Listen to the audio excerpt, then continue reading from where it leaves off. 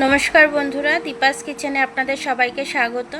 আজকে আমি সাম্বার ডাল বানাবো, সেটাই আপনাদের সাথে শেয়ার করব। তো চলুন আমি সাম্বার ডালটা বানাই কিভাবে। দেখুন, এখানে আমি টমেটো নিয়ে নিয়েছি, এখানে আমি গাজর নিয়ে নিয়েছি, আলু নিয়ে নিয়েছি, কুমড়ো নিয়ে নিয়েছি, এখানে লাউ নিয়ে নিয়েছি, এখানে পেঁয়াজ নিয়ে নিয়েছি,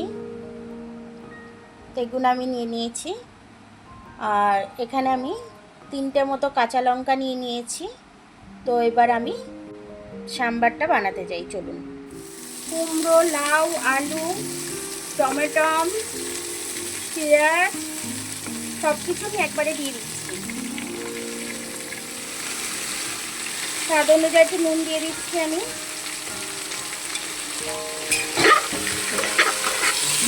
সবটা আমি নেড়ে ভালো করে একটু ভেজে নেব। এখানে আমি কিছুটা ডাল ভিজিয়ে রেখেছি, এই ডালটা আমি দিয়ে দেবো। মটর ডাল, এটা ভিজিয়ে রেখেছি আমি। একটু হলুদ দিয়ে দেবো, কালার আসার জন্য একটু কাশ্মীরি লাল লঙ্কা দিয়ে দেবো। কাশ্মীরি লাল লঙ্কাটা দিয়ে দিয়েছি। এবার একটু নেড়ে মিশিয়ে নেবো আমি। মটর ডালটা দিয়ে দেবো।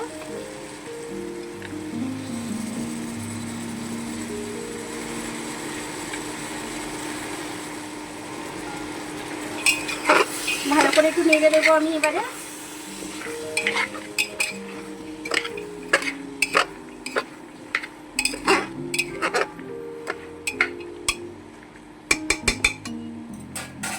এবার এটার মধ্যে আমি জল দিয়ে দেবো।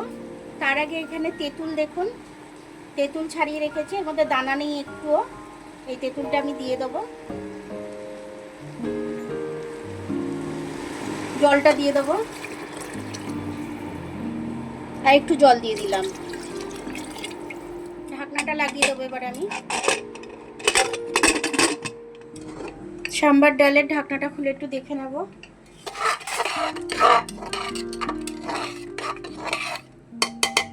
খুব সুন্দরভাবে হয়ে গেছে আমার। একটু ধনেপাতা দিয়ে দেবো আমি।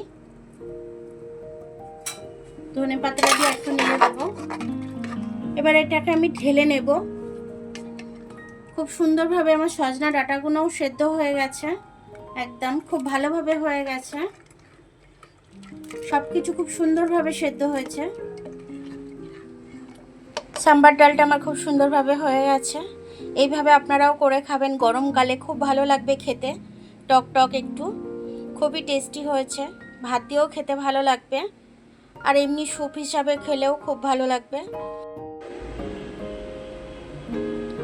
সাম্বার ডালের আমার সব কিছু কিন্তু খুব ভালোভাবে সেদ্ধ হয়ে গেছে। আমি আরেকবার তুলে দেখিয়ে দিলাম, খুব সুন্দর হয়েছে। আর আমি এরকম পাতলা রাখতে চেয়েছি, তাই এরকম পাতলা রেখেছি। আপনারা যদি মনে করেন যে একটু গাঢ় রাখবেন, তাহলে আপনারা গাঢ় রাখতে পারেন। আমার ভিডিওটা দেখার জন্য অনেক অনেক ধন্যবাদ। আমার ভিডিওটা যদি আপনাদের পছন্দ হয়, লাইক, সাবস্ক্রাইব, বেল আইকনটা একটু টিপে দেবেন। আর যদি ফেসবুক থেকে দেখেন, লাইক আর ফলোটা একটু করে দেবেন। আবার কাল দেখা হবে নতুন রেসিপির সাথে। ততক্ষণ আপনারা ভালো থাকবেন, আমি আসছি।